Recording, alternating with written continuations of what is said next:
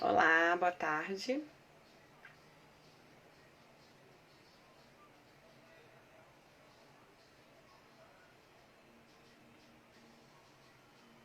Sejam bem-vindos.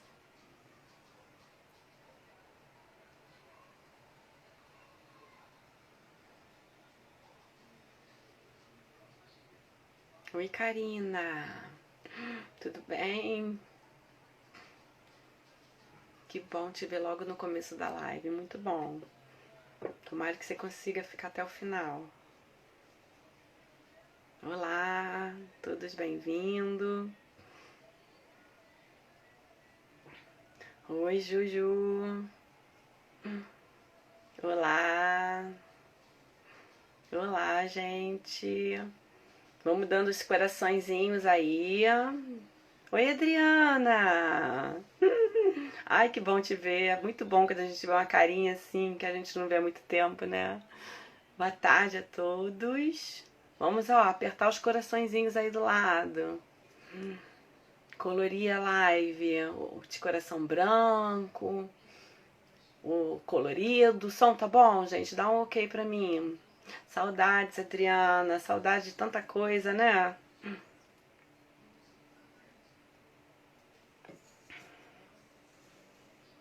Ah, manda um beijo pra ele, morrendo de saudade, gente, do nosso yoga lá, ele sabe. Nossa, ele já tava interagindo, que era uma beleza. Tava sabendo mais que a professora. Carol, então, gente, quando vocês vão dando os coraçõezinhos, tá? A gente vai fazer um bate-papo hoje. Eu falo que ele é meu mestre. Então, as pessoas confundiram muito essa história de mestre-professor, fizeram uma confusão e eu tô com muitas perguntas, tá? Então, essa caneca não pode. Eu já até virei. Eu sabia que você ia falar isso, olha só. Já virei a caneca. Eu falei, gente. Ah, minha canequinha. Então, gente, eu vou botar logo aqui o meu mestre e ele vai explicar várias coisas, tá? Em relação até essa essa linhagem. Obrigado por ser horrível, gente. Obrigada. Essa linhagem de mestre, discípulo, tá? Vamos bater um papinho bacana hoje, tá? Vou chamar logo o nosso mestre. Obrigada, Carol. Chamar ele aqui.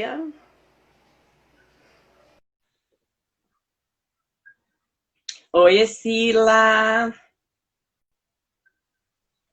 Oi, mestre.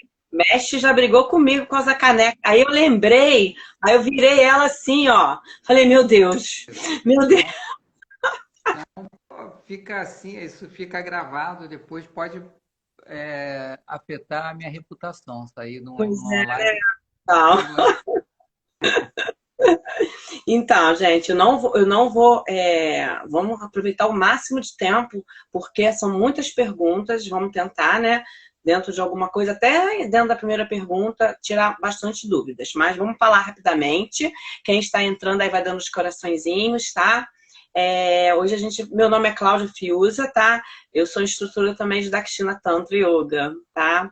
E a gente vai conversar com o meu mestre, se isso gera uma confusão, porque já até perguntaram, Ricardo, se você que forma a gente, gerou uma confusão nessas perguntas essa semana, que eu quase enlouqueci. E aí eles vão entender por que eu chamo você de mestre. Isso é legal também, tirar essas dúvidas dessa linhagem que a gente tem, né? Então, o meu mestre, vou falar rapidamente dele, para quem não conhece ainda, tá? Ele é dirigente e professor do Vatayana, espaço de yoga, tá? Em Caraí, onde eu comecei. Eu falo que a minha eterna escola é o Vatayana, sempre será, tá? Porque meu mestre está lá e quando eu preciso dos recursos das minhas dúvidas, é com ele que eu tiro as minhas dúvidas. É ele que faz os cursos, é com ele que a gente senta, é com ele que a gente aprende, porque a gente nunca para de estudar e as dúvidas nunca param de surgir, tá? E ele foi presidente da Associação Brasileira da Dakshina Tantra Yoga de 2008 a 2012. Professor titular do curso de formação de profissionais da Dakshina Tantra Yoga do Rio desde 2009. Ele é autor do livro Energias sutis no yoga, pranayamas, kriyas, bandhas e mudras. Os alunos estão lendo o seu livro em casa e vieram com perguntas, eu achei muito bacana. Perguntam, de onde que veio essa pergunta? Estou lendo o livro do Ricardo, tá vendo que legal? A pandemia traz as coisas boas, né? Então, mestre, quer falar alguma coisa? Bom, então, boa tarde a todos. Queria te agradecer pelo espaço aqui, por ter convidado, Claudinha. Então, vamos começar, né? Vamos começar a trabalhar. A gente já pode começar respondendo essa questão, né, do mestre, né? O que é esse negócio de mestre, né? Esse cara está se chamando de mestre. Aí é isso, né? A gente, indo na tradição do yoga, mestre é uma tradução de uma palavra que vem do sânscrito, que é guru, né? Então, na Índia, tradicionalmente, qualquer professor, guru, a tradução mais simples seria professor, né? Então, a gente pode, indo na etimologia da palavra, guru significa aquele que traz a luz, que ilumina a escuridão, né? Então, nesse caso, a escuridão da ignorância. No caso de uma tradição contemplativa, como é o Tantra, aí a gente vai dizer que o guru está iluminando a ignorância, mas essa ignorância é uma ignorância muito específica, a ignorância de não saber quem somos, né? Então é esse aprendizado. Então, quando a gente traduz para o português, fica a palavra mestre, né? E mestre em português tem uma conotação também de professor, mas às vezes uma conotação um pouco mais forte, pesada. E assim, eu me considero professor, né? Eu chamaria de professor, mas assim, eu já eu tenho o meu professor, meu mestre já também, e eu entendo essa relação entre Ai, aluno e o som tá professor. baixo, Ricardo. Vou ficar mais perto, então, Vê se do consegue. celular. Vê É, se melhorou, gente. Dá o feedback aí, vê se tá? melhorou o som. Tá assim, tá melhor? Tá melhor? É que a captação do celular é um pouco pior do que eu não posso botar um microfone Tem externo dias e aqui. dias também, não tem Vê jeito. se melhorou, gente. Dá um Aí, okzinho. Melhorou. então, vou ficar mais pertinho assim. Aí, assim, no início isso me incomodava um pouco, porque quando a gente olha mestres, né? A gente pensa Dalai Lama, pensa no Swami Dayananda, grandes mestres que são mestres iluminados. A gente aqui é um aprendiz, na verdade eu sou um aprendiz, eu estou aqui no meu processo pessoal e repassando o pouco que eu sei para as pessoas que sabem um pouco menos que eu. Mas eu acho que assim, no início eu até rejeitava esse nome mestre, sabe? Algumas alunas de repente, começaram a me chamar de mestre, falando, eu não sou mestre de nada, mas eu achei que era meio grosseiro, porque para a pessoa que está aprendendo, e eu também já me vejo sempre nessa posição, continuo me vendo, a pessoa que está te ensinando é teu mestre, né? Então, nesse sentido, eu aceito essa denominação de mestre, mas sem nenhuma conotação de que isso é alguma coisa muito especial. É uma palavra como professor, né? E quando você me chama, Ricardo é meu mestre, eu considero, eu fico lisonjeado de você me chamar de mestre nesse sentido, né? Que eu sou professor, eu passo o pouco que eu sei para as pessoas que me Nossa, nossa. procuram que sempre é pouco, né? Quanto mais a gente aprende, mais a gente percebe que sabe pouco. Então, nesse sentido, é mestre. Agora, sobre a pergunta específica de curso, a gente tem um curso de formação, né? Então, o Dakshina Tantra ele tem uma associação que foi criada para preservar esse conhecimento e quem tem só quem tem aqui no Brasil e consequentemente no mundo, porque o Dakshina Tantra é uma linhagem específica que se reproduziu aqui, só quem dá a formação de professores nessa linhagem é a Associação Brasileira de Dakshina Tantra Yoga, da qual eu também sou um dos professores, entre outros colegas, e eu meu mestre, o Paulo Murilo Rosas, também é um dos professores. Ele antigamente, muitos anos atrás, ele dava esse curso sozinho. Aos poucos, os alunos dele foram ganhando algum conhecimento. Ele foi dividindo essa tarefa, que era muito mais forte. O curso também foi ficando mais sofisticado, né? Antes ele dava muito mais filosofia.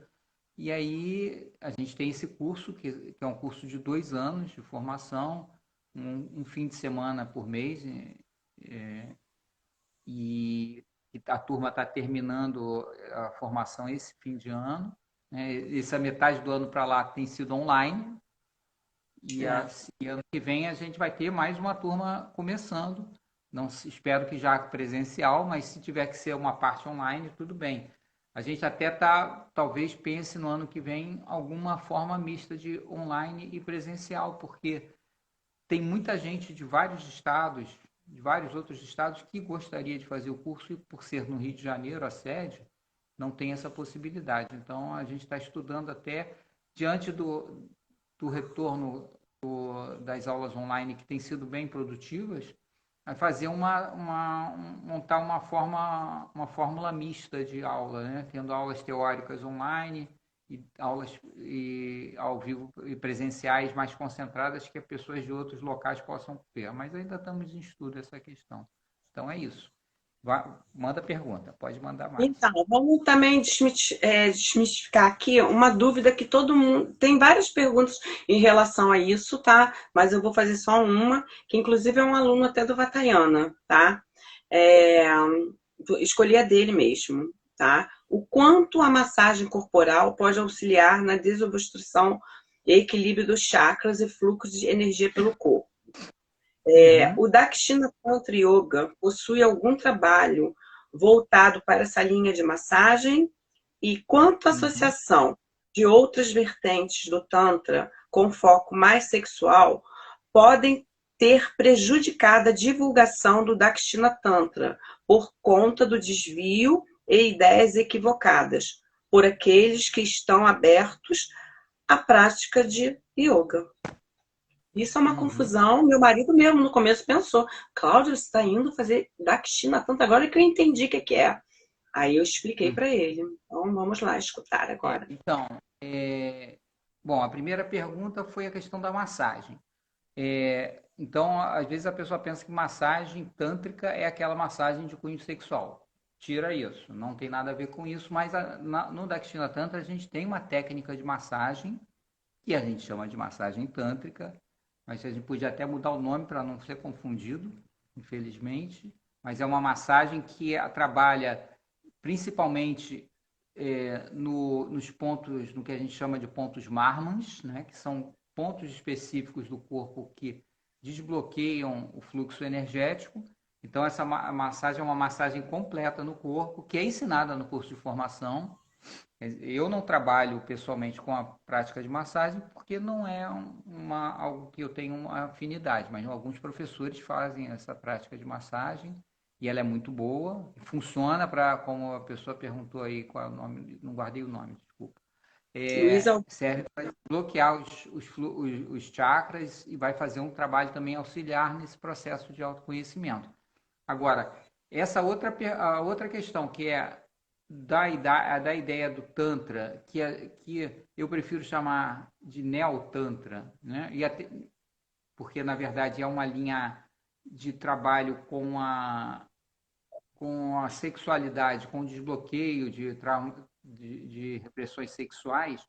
Ela foi desenvolvida aqui no Ocidente, baseada e inspirada em técnicas do Tantra original, mas ela foi toda formatada no Ocidente. Ela não é uma tradição original da Índia, né? A gente não pode dizer que ela veio da Índia, porque o Tantra original não tem essa prática. Não existe essa prática no Tantra original. Existem práticas que têm uma semelhança, mas não tem nada a ver com o que hoje a gente tem no Ocidente, que as pessoas chamam de Tantra.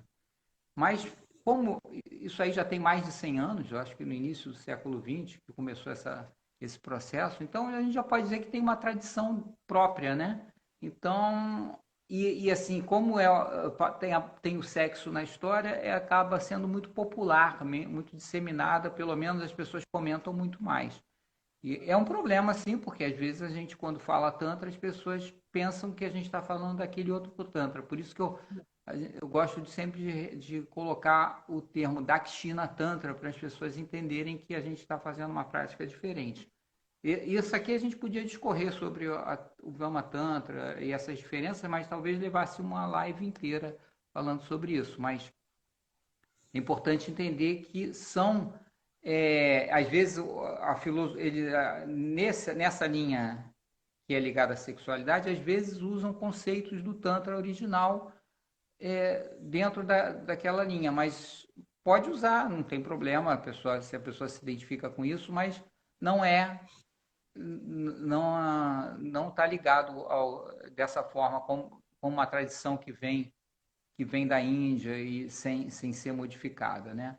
Ele se especializou nessa parte, eu acho que tem seu valor para as pessoas que precisam trabalhar essa parte específica da repressão sexual, mas o Dakshina Tantra também vai trabalhar isso sem necessidade de fazer um trabalho com casais ou focar muito na sexualidade no nível físico. A gente vai trabalhar através dos chakras para desbloqueio também das repressões sexuais, mas vai ser na própria prática dos asanas, dos pranayamas e das técnicas de mudras e tal, e a pessoa faz individualmente, né? Então, o que atrapalha é só isso, essa confusão, de vez em quando alguém liga para a gente, né? Não sei se para você já ligaram, já mandaram mesmo, né? mensagem perguntando se tinha aula para casais, ou falando assim, dando umas voltas para perguntar.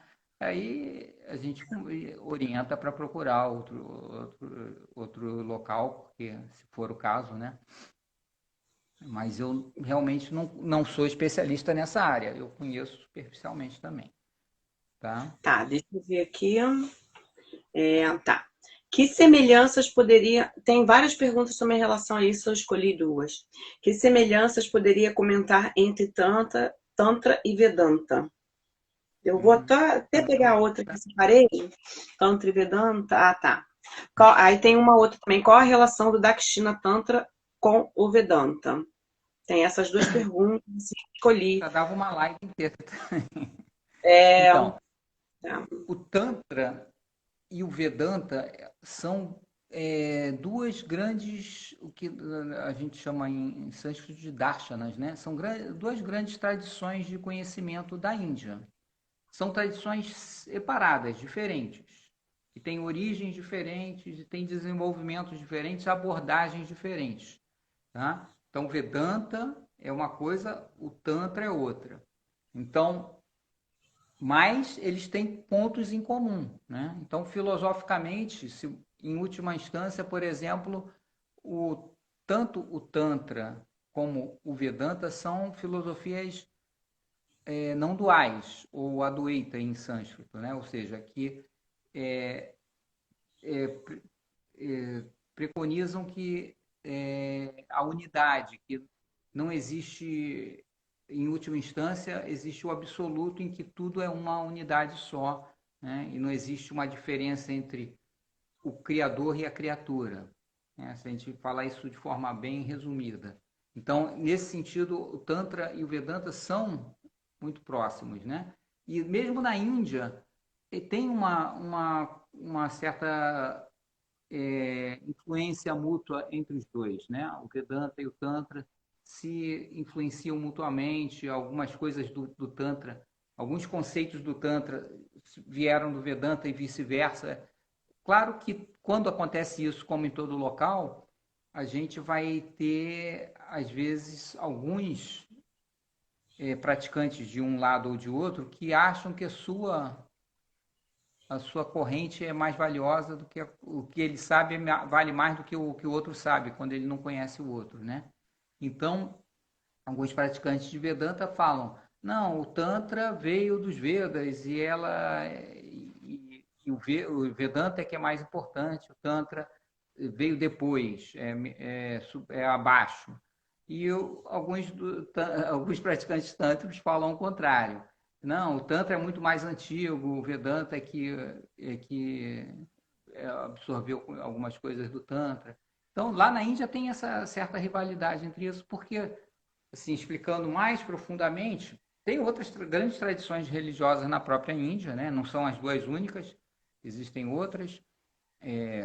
O jainismo, o Sankhya, tradições filosóficas fortes, mas essas são mais fortes. Mas o Vedanta é a base maior do hinduísmo tradicional, né? O hinduísmo oficial, né? É muito baseado no Vedanta.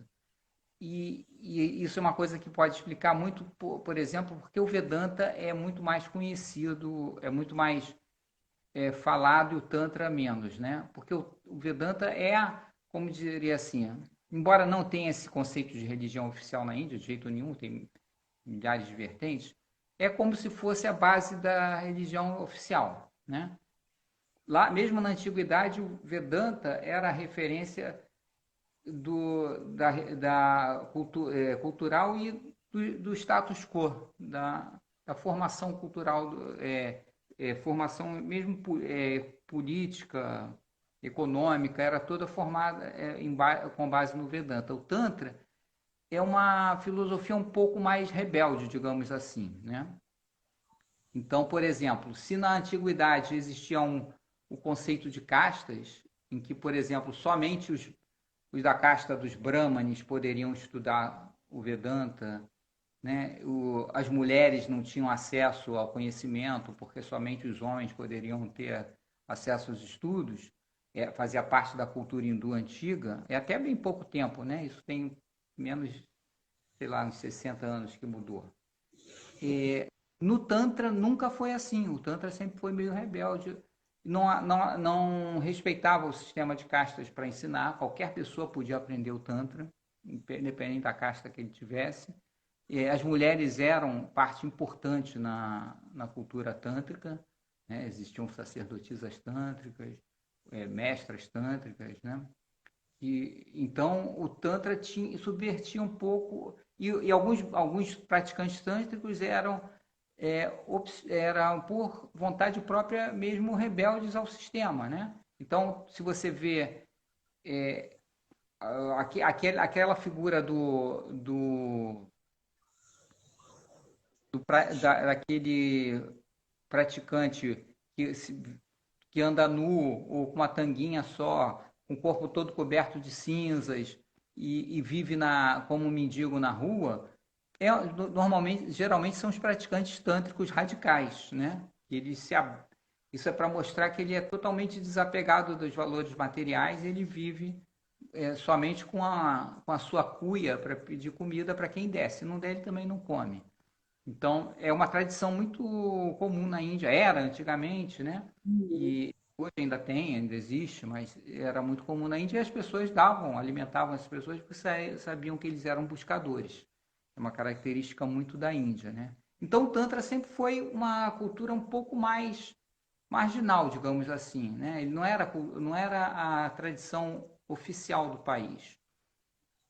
Então, ainda tem algumas pessoas que na própria Índia têm essa visão um pouco deformada e por isso o Tantra não é tão divulgado oficialmente, não era tão conhecido, mas foi a partir do Tantra, dessa cultura que reconhece o corpo como sendo um templo, né, que surgiram as práticas usando o corpo como ferramenta. E essas práticas que geraram o Hatha Yoga ou o Yoga que a gente conhece hoje no Ocidente, né? Então, o Tantra surge daquele ambiente do Tantra, daquele ambiente de liberdade, de buscar o conhecimento porque no Tantra a gente entende que qualquer coisa no universo, já que a gente entende que tudo é uma unidade, tudo pode ser fonte do nosso aprendizado, do nosso autoconhecimento. Então, entre as muitas técnicas tântricas, surgiram as técnicas corporais, né? Além dos pranayamas que já existiam, das técnicas de mudras e mais sutis, de meditação, surgiram as técnicas usando o corpo como ferramenta e que foram se desdobrando e chegaram no Ocidente, é o yoga que a gente conhece no Ocidente, surgiu dessa corrente, né? Então, o Tantra o yoga moderno tem a sua raiz no Tantra e não no Vedanta, né? Isso é muito importante entender, né? Embora filosoficamente tenha semelhanças, você pode ser um praticante de Vedanta e fazer yoga, tudo bem, Mas a raiz do yoga não é no Vedanta, a raiz filosófica do yoga. A raiz filosófica do yoga, se você quer procurar a raiz filosófica do yoga, tem que ir no Tantra. E mesmo, aí eu vou falar uma coisa polêmica aqui, que só quem é professor de yoga ou está nessa área vai entender. Mesmo a maior referência para quem começa a estudar yoga, professores de yoga, são os Yoga Sutras de Patanjali, né? Mas Patanjali não é da tradição do Tantra. Ele é um grande mestre que tem esse texto, Yoga Sutras, que chama-se Yoga Sutras. Aí as pessoas falam, isso é yoga. Mas yoga na Índia não significa as posturas físicas, significa disciplina. Vedanta é um yoga e Tantra é um yoga. O Sankhya é um yoga, que é outra tradição. Yoga tem esse sentido maior, né? Então, o Yoga Sutras, ele não explica nenhuma postura física. Ele fala de uma filosofia. E essa filosofia, ela é um pouco ligada ao Vedanta, um pouco ligada ao Sankhya, mas ele não é uma filosofia que é de origem tântrica. É diferente do Tantra. Então, estudar o Yoga Sutra de Patanjali sempre é interessante, porque é uma filosofia muito rica, mas ele não explica as origens do yoga moderno. Ele está em outra corrente, é como se fosse uma corrente paralela. Né? Tem coisas muito interessantes ali, porque tem coisas paralelas, porque ele fala dos 8 caminhos, Ashtanga, que é o processo, mas no Tantra esses 8 são um pouquinho diferentes, a ordem deles, né? Nos detalhes. Então, a gente tem, aqui no Ocidente, usa muito o Yoga Sutra de Patanjali como a grande referência do yoga, mas para o Tantra ele não é essa grande referência. E a gente, no Tantra, não estuda necessariamente o Yoga Sutra de Patanjali, né? Só se você tiver um interesse pessoal pela filosofia. Que eu recomendo que estudem, porque realmente é um livro muito bom. Principalmente a versão traduzida pela Glória Arieira, que é uma mestra de Vedanta. É uma mestra. Esse dá uma live inteira mesmo, se a gente deixar. Então, deixa eu ver aqui, ó. Colher aqui. Tem umas perguntinhas, se der tempo. A Lúcia tá mandando um beijo pra gente. Morrendo de saudade da Lúcia. Ana Lúcia Ciés, tá? Dá uma live inteira a falar sobre esse assunto, né? Tá. Tá, agora vamos partir pro Dakshina Tantra, né? Muitas perguntas, vamos lá. Tem uma interessante que falou sobre raiva, né? Que eu achei que era uma questão. Pois é, eu acho que é isso que eu vou falar. Deixa eu ver. Esse processo, tranquilo. Tá. Por que algumas práticas nos dão vontade de chorar ou causam irritação? E como o Dakshina Tantra pode me ajudar a passar por esses processos de forma mais tranquila? Aí também eu vou falar da raiva logo, porque já tá. Fiz o yoga 2 meses, não lembro o nome da série. Tive uma irritação muito grande que nem eu me aguentei, mesmo sabendo que era um processo e a Cláudia me deu um suporte, mas preferi desistir. Estou com muitos problemas, principalmente agora na pandemia. Não me aguento. Por que tanta irritação? Então, são essas 2 perguntinhas, acho que dá. E essa questão, assim, é uma questão grave, né? Que a gente tem um problema sério, que é da nossa cultura, que é da maneira que a gente se coloca no mundo. A gente não sabe lidar com as nossas emoções, né? Então, o que acontece na maior parte das vezes? A gente aprende culturalmente a reprimir as nossas emoções, escondê-las, colocá-las numas gavetas, né? E entre elas, principalmente, a raiva, né? A raiva é uma emoção que não é adequada socialmente. Então, às vezes, a gente tem vivências dessa raiva durante a infância, durante o nosso crescimento, e a gente vai guardando essa raiva em alguns lugares. Porque aí ela pergunta, por que quando eu comecei a fazer yoga, eu comecei a ficar com raiva, né? Aí, yoga causa raiva? Dakshina Tantra causa raiva? Não, mas é isso. O processo de autoconhecimento não é um processo da gente ficar o tempo todo confortável, porque ninguém cresce sem mexer nas coisas que estão atrapalhando o nosso crescimento. E uma das coisas que atrapalha o nosso crescimento são essas emoções que a gente reprimiu e não vivenciou plenamente. Não trouxe para a consciência, né?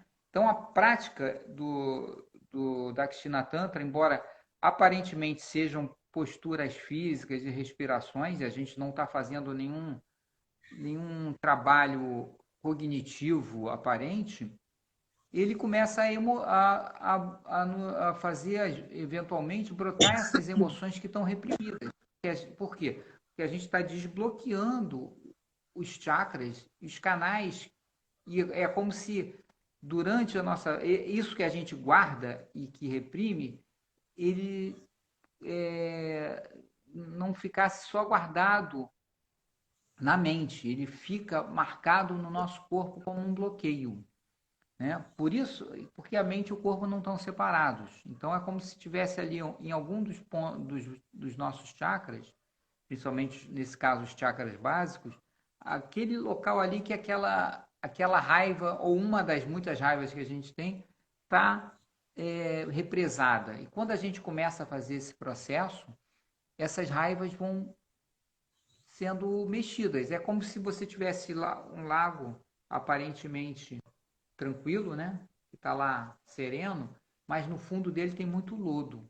E aí você tem que limpar. Ou quem tem um aquário, né? E já teve que limpar o aquário, lá no fundo do aquário tá tudo, vai acumulando a sujeira. Quando você mexe, aquela sujeira, tem até que tirar o peixe antes, senão mata o peixe.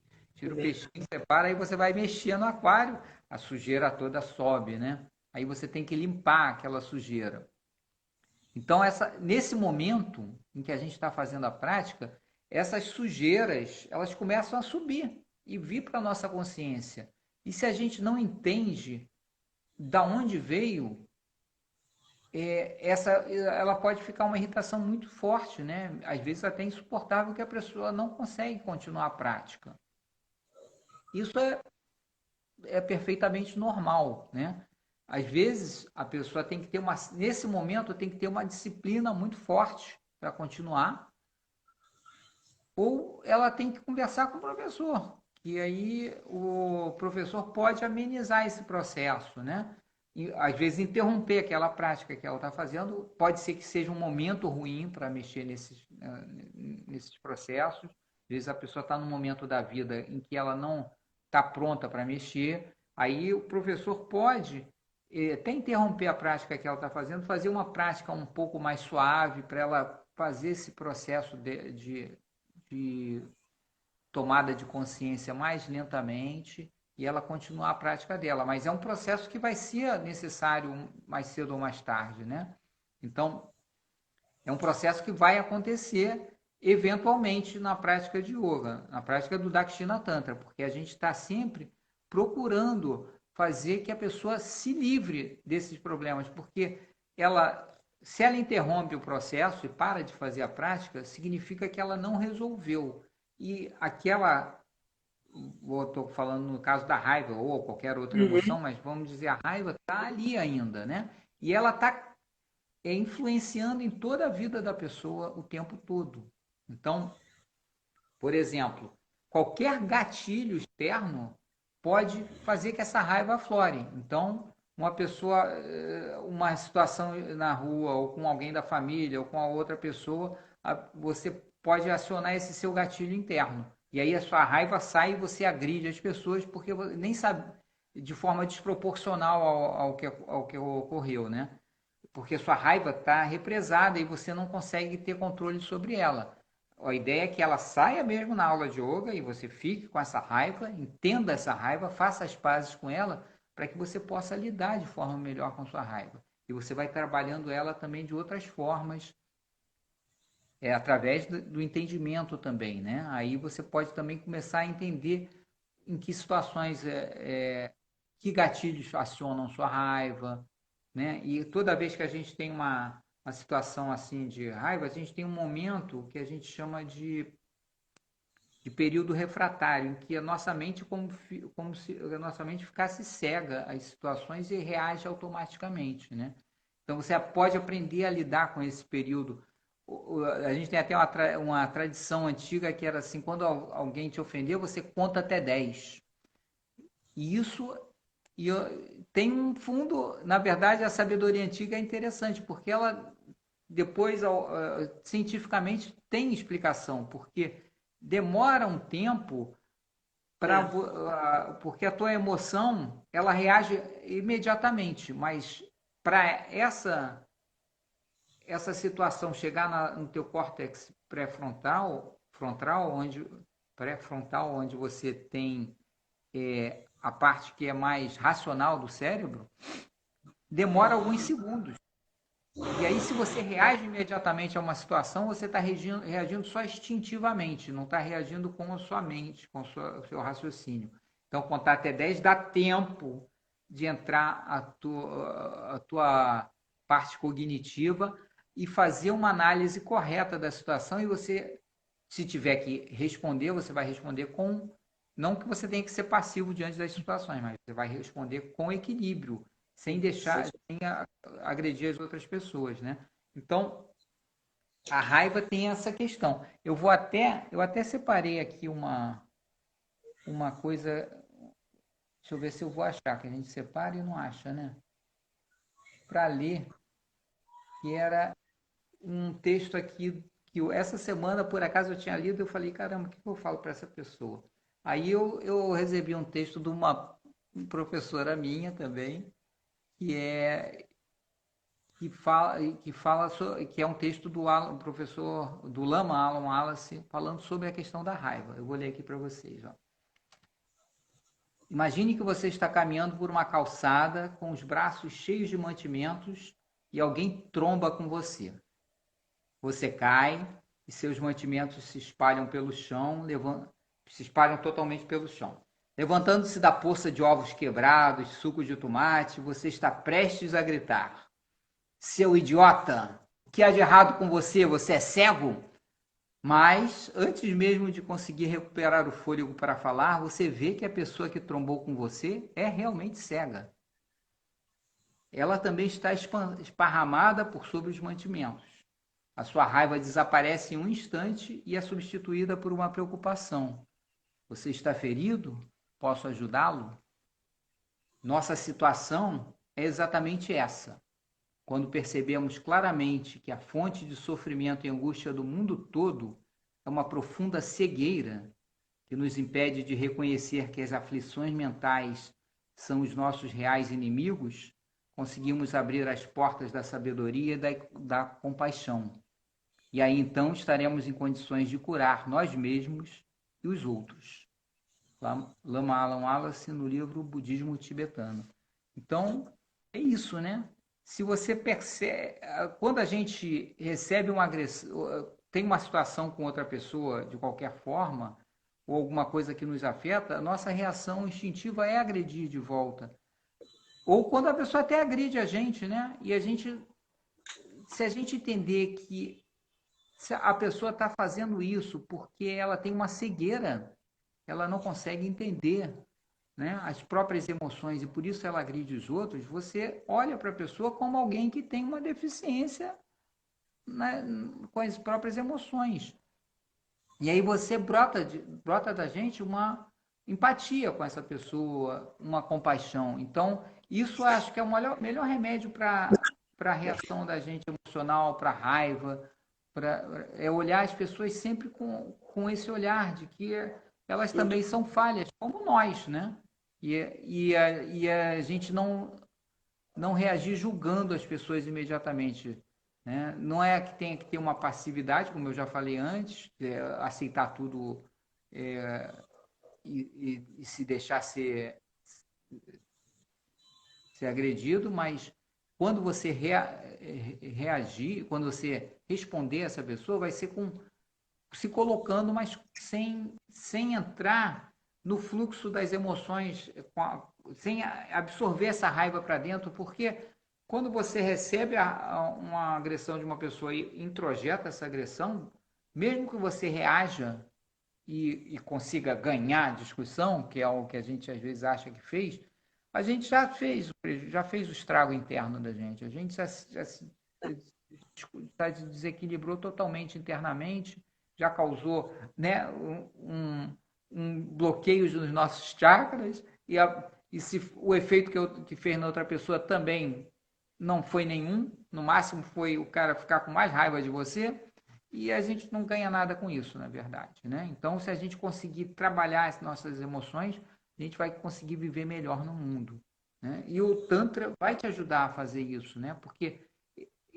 da mesma forma que a gente tem esse lado que é cognitivo de entender as emoções, a gente, através do Tantra, a gente vai começando a aprender internamente a lidar com essas emoções, a perceber quando elas brotam, reconhecer, e o mais importante é isso, né? Fazer as pazes com as nossas emoções e não colocar para dentro de novo e esquecer como se elas não existissem, porque elas vão ficar ali, né, de forma subliminar, afetando a nossa reação diante do mundo, né?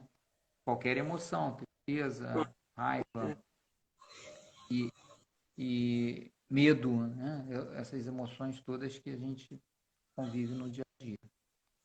Espero que tenha dado alguma luz para essa sua aluna. Tá, vou fazer uma série de perguntas que eu acho que vai estar no contexto, porque já temos 42 minutos de live, é rápido. Então, tem uma pergunta aqui que a aluna fazia muito bem as meditações, muito bem, tá? E chegou num determinado tempo que ela não conseguia mais fazer as meditações que ela já tinha acostumado, já vinha fazendo, tá? Isso na pandemia começou a gerar coisas aparecendo, imagens, e não era uma coisa legal. E conversou bastante, falou assim, é melhor dar um tempo das meditações. Sendo que já fazia meditação há mais de um ano, tá? Fazia até o yoga nidra muito bem, parou tudo. Essa é uma pergunta, aí vem também, porque às vezes tenho muita vontade de chorar no Shavasana. Eu tenho observado que está acontecendo muito agora também, na pandemia, do aluno estar relatando isso. Aí vem também. Porque já é Dakshina Tantra, né? E já você vai organizando aí. Qual a função das posturas invertidas no Kurunta e nas séries do Dakshina? Tá. Qual o motivo de levantar pelo lado direito? Gente, as pessoas não adianta. Vamos sempre perguntar isso. Qual o objetivo também? A importância, tá. Qual o objetivo e a importância das mudras na prática do Dakshina Tantra? E qual a diferença das séries de Yoga Terapia e das Yogasanas? Acho que a gente fecha por aí. Espera que eu já vou me perder, assim. Então, a primeira, qual era? Era da... Que faz meditação há muito tempo, já sobre a fazia. meditação. A meditação a gente pode entender da mesma forma como eu expliquei a prática do yoga, que vai liberar essas emoções. Então, a prática de meditação tem a característica de liberar mais especificamente conteúdos do inconsciente, né? Então, mesmo que ela faça, até porque ela faz meditação há algum tempo, já mais de ano, a partir de certo momento essa meditação começa a fazer um efeito mais profundo. E ela começa a acessar memórias e coisas do inconsciente que estão guardadas também. E aí vem, às vezes vem como se em forma de, sei lá, de fantasmas, de monstros, de coisas assustadoras, né? Porque a gente tem essas fantasias na nossa mente. O conselho diante disso continua a praticar a meditação, às vezes fazer uma outra prática diferente, talvez, uma prática um pouco mais suave, mas não deixar de continuar esse processo e entender que essas visões que a gente tem na prática de meditação são criações da nossa mente, né? Não são coisas reais, né? Como a nossa mente é muito poderosa e ela pode criar realidades, principalmente quando a gente está no estado meditativo, que é muito semelhante ao estado de sonho, né? De quando a gente está dormindo e sonhando. No estado meditativo, a gente às vezes alcança um estado que é muito semelhante ao do sonho, em que há uma liberdade, digamos assim, da mente criar realidades, né? Então, no sonho, você cria a realidade, acha que aquilo é real, vive, chora, fica alegre, fica triste, tem as emoções como se fossem reais, mas é tudo, né? Só tem uma pessoa sonhando, você. Todas as pessoas, todos os personagens, a pessoa que está te perseguindo num pesadelo e quer te matar, é você mesmo que criou, tudo é você. Então, na meditação, essas imagens que surgem também são criadas pela mente, né? É a mente, mais uma vez lembrando, que é o lodo que está subindo e a pessoa vai lidar com isso, né? A outra pergunta que foi diferença entre... Tem chorado tanto no Shavasana. Fez a prática Ah, maravilhosamente, chegou no é a Shavasana. Mesma, mesma, pois é. mesma resposta. É a emoção saindo, deixa sair. É importante, se deu vontade de chorar, chora, não tenha vergonha. Ah, eu estou na aula aqui, as outras pessoas estão vendo chorar. Yoga é isso, né? Isso. Você vai entender Uhum. que não reprimam o choro, porque é uma emoção que está saindo que tem necessidade de sair. É uma catarse, uma limpeza, né? Então, tanto situações físicas quanto emocionais, né? Você pode arrotar muito numa aula de yoga, pode dar um pum, e isso acontece também porque a gente está mexendo para limpar. E a gente limpa fisicamente, e às vezes escorre nariz para caramba, pega o lenço, limpa e bota para fora, não bota para dentro. Você não bota Uhum. para dentro nada que está saindo fisicamente, nem nada que está saindo emocionalmente. A gente vai estar fazendo um processo de limpeza. Então, deixa chorar. Talvez chore algumas vezes. Se fechar, se reprimir esse choro, você vai chorar mais ainda. Se você deixar sair, vai chorar umas 2, 3, 4 vezes, depois vai parar, porque você já limpou. Né? Então, continua o Uhum. processo.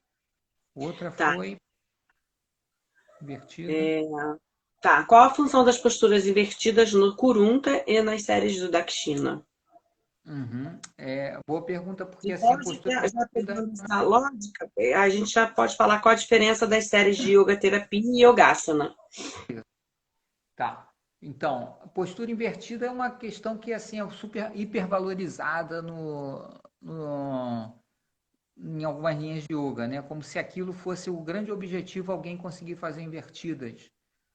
Fazer invertida é sinal que você é um grande yogi. No Dakshina Tantra, a invertida é uma prática como outra qualquer. E você nunca vai, a gente como professor de Dakshina Tantra nunca vai dar uma postura totalmente invertida, como o Shishasana, que você fica totalmente invertido sem nenhum apoio, para um aluno iniciante. Ele tem que ter já algum tempo de prática, porque as posturas invertidas são posturas que trazem muito fluxo energético para a cabeça, né? E isso pode dar no nível físico, não é muito forte, e também no nível emocional e psicológico. Esse processo que eu estou falando, que eu já falei várias vezes, de trazer as emoções que estão guardadas, pode se acelerar antes do tempo, né? E a pessoa pode ter sintomas ruins. Então a pessoa às vezes ela nem faz yoga e faz yoga só por copiar da internet, alguma coisinha, ela já fica treinando fazer invertida como se aquilo fosse uma coisa muito principal na yoga, né? Uhum. É uma das práticas, é importante, mas ela tem um momento para ser usada na prática de yoga. A outra Qual a diferença da Yoga Terapia e das Yogasanas? é apenas a necessidade do aluno, né? O momento do aluno. Tem hora que o aluno está precisando fazer yogasana, tem hora que ele está precisando fazer yoga terapia. Depende do momento. Às vezes o aluno, quando chega com alguma questão que precisa resolver, eu tenho problema de coluna, eu tenho prisão de ventre, eu tenho insônia. Aí a gente vai primeiro lidar com as coisas que estão mais prementes, que estão mais incomodando, para ele poder fazer a prática, para a prática ser efetiva para ele. E aí a gente vai ajustando, né? Mas aí depois ele faz a prática de yogasanas. Mas ele pode começar também pela prática de yogasanas. Não tem uma hierarquia, na verdade, né? Porque ele pode começar uma prática de yogasanas, que é uma prática que já vai mexer com o fluxo de energia nos chakras, e vai ser uma prática que ele vai evoluindo no nível energético aos poucos, né? ela é numerada. E às vezes mas às vezes no meio desse processo mexe com algum sintoma interno da pessoa e a pessoa, né, por exemplo, fica brotando muito a raiva e aquilo incomoda. Aí você para a prática de yogasana, volta a fazer uma prática terapêutica para a pessoa se equilibrar, né? Então ela pode sempre trabalhar com esses dois aspectos, porque às vezes, como o yogasana tem uma numeração 1, 2, yogasana 1, yogasana 2, yogasana 3, as pessoas tendem, como a gente é ocidental, a pensar que eu vou evoluir mais, eu estou evoluindo na prática se eu avançar no yogasanas, mais do que alguém que está fazendo yoga terapia. E aí tem uma questão, porque igual você botar faixa no judô, né? Eu sou faixa isso, faixa aquilo. No yoga não existe esse conceito, e nem no judô original. Aqui no Ocidente que o pessoal inventou esse negócio de faixa, porque a gente gosta desse negócio da competição. E a nossa mente funciona assim. Então, confia no teu professor e esquece esse negócio de que eu tenho que fazer yogasana. Eu estou há 1 ano fazendo só yoga terapia, por que o coleguinha ali faz yogasana? Ele está mais evoluído que eu. É um conceito cultural equivocado nosso, né? Cada um tem o seu processo, o seu tempo, o seu processo evolutivo, e você fazer a prática de yogasana até o fim não quer dizer que você evoluiu mais e chegou a algum lugar, apenas às vezes você tem uma conformação física mais favorável, faz as práticas com mais facilidade, né? Então, resumidamente isso, tinha mais. Tem, essa daqui foi bem bacana. Acho que a gente consegue fechar com ela, que eu gosto muito. Deixa eu ver aqui. Ai. Tá. Qual o objetivo e a importância das mudras na prática do Dakshina Tantra? Então, as mudras são... E a gente teria que fazer uma live sobre mudras, mas são gestos. Mudras significa gestos que ajudam a gente a trabalhar também o fluxo energético, né? Então, mudras, só que a gente pode separar as técnicas do Dakshina Tantra ou do Yoga na maneira como eles acessam esse nível sutil, né? Então, os asanas acessam pelo corpo, pelo nível físico, pranayamas pelo nível sutil, através da respiração, mudras um nível mais sutil ainda, que vai acessar diretamente o fluxo energético e estão mais próximos das práticas de meditação, né? Então, eles às vezes são usados como práticas combinadas com práticas de meditação ou práticas de pranayama, ou combinados com algumas práticas de asanas. Então, são gestos que a gente pode fazer com as mãos ou com outras partes do corpo para direcionar a energia para pontos específicos que são pontos, às vezes são alguns chakras específicos, às vezes a gente vai fazer mudras que é para fazer recircular a energia, por exemplo, né? Quando a gente fecha a mão, por exemplo, em algumas posturas, a gente nunca fecha a mão assim, a gente sempre fecha com o polegar para dentro, porque quando a gente fecha assim é como se a energia saísse pelo polegar. Então a gente fecha e isso fecha um circuito, né? A energia que ia se perder, ela volta para o corpo e concentra a energia. Isso é uma mudra muito simples, né? A de mudra, e a gente faz ela combinada com alguns asanas, né? Só para dar um exemplo. Ou a bem conhecida Jnana Mudra, né? Seria essa, né? O indicador e polegar unidos. E às vezes as pessoas usam isso sem entender por que estão usando, né? Normalmente, o Jnana Mudra, na verdade, ele só se configura quando você bota a palma para cima. Se você já bota a palma para baixo, ele já mudou de nome. Ele tem outra função.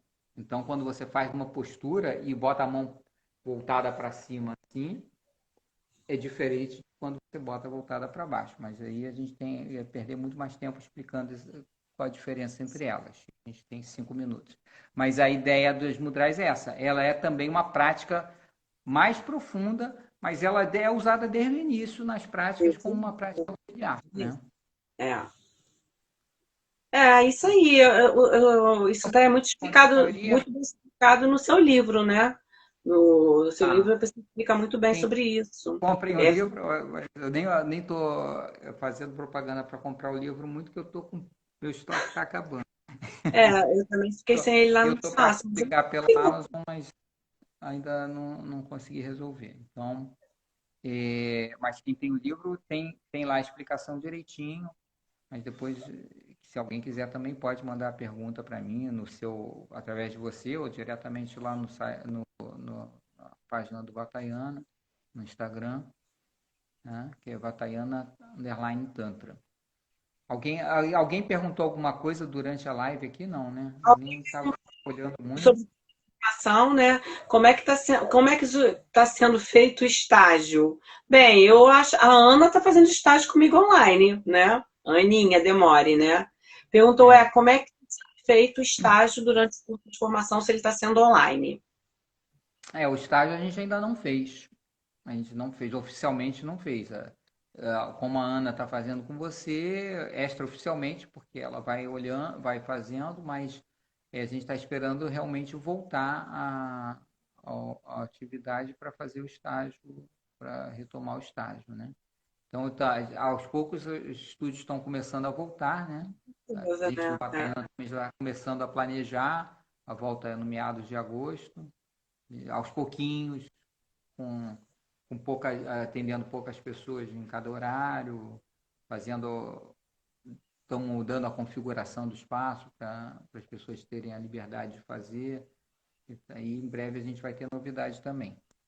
Mas aí já vai poder ter estágio, né?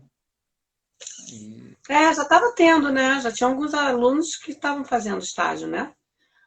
mas não está A Ana, oficialmente curso de ela formação tinha ainda acabou seu estava. estágio. Que você faz Já um tem, batalhando.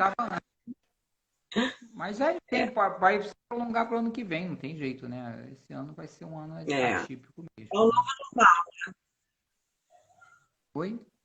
É o Como? novo normal que a gente vai se É, adaptando, né? vai Hoje a gente não vai adaptar. deixar a gente encerrar, Ricardo. Faltam 3 minutos e não vamos deixar cair Então, sem dar tchau para todo mundo. Eu já vou falando, deixo a então, palavra final com você. Agradeço a todo mundo, tá? Alguns não deu para fazer, olha só, foi 1 hora. Eu tentei juntar algumas perguntas que eu sei que ele poderia falar responder 3 perguntas ao mesmo tempo, tá? E breve a gente, quem sabe, faz outra, né? Vou encher o saco dele de a gente novo. vai fazer isso aí.